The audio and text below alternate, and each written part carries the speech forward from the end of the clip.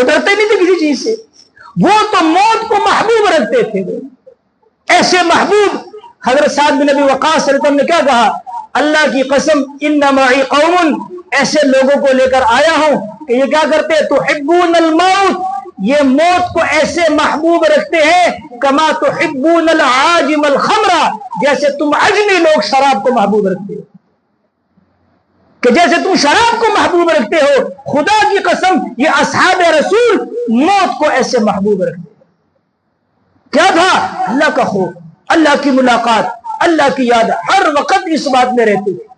دنیا سمجھا ہوا تھا، اسی لیے اس کو چھوڑا ہوا تھا. آج ہم نے دنیا کو سب کچھ سمجھا ہوا، دنیا کی محبت دل میں، دنیا کے لیے بڑی بڑی قربانیاں، جو قربانیاں صحابہ نے دین کے لیے دی، اللہ کی قسم آج اس سے بڑھ کر قربانیاں ہم دنیا کے لیے دے رہے ہیں.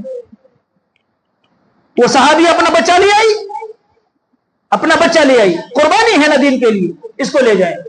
اور آج کیا ہو رہا ہے؟ امریکہ سے ایک بہن آئی اور دوسری بہن جب وہ جانے لگی، چلے میں 10-12 دن کا بچہ اس کو دے رہی ہے، بہنا اس کو لے گا، امریکہ میں بڑا ہوگا، وہاں کی نیشنلٹی مل جائے گی. آج اس سے بڑی قربانی ہے. صحابہ اگر سال کے لیے گئے، آج 10 سال کے لیے باہر ملکوں میں جا رہے بیوی بچوں کو چھوڑ کر. جوان بیوی چھوٹے، ہماری تشکیل ہوئی یہ 2-4 سال پہلے، ایک لڑکا بڑا خوش، میں نے کہا بھی شادی ہو رہی تھی، میں نے کہا شادی کی خوشی میں خوش ہو؟ کہا نہیں جی شادی تو ہے، شادی کے ہفتے کے بعد میری 2 سال کی ٹکٹ ہے.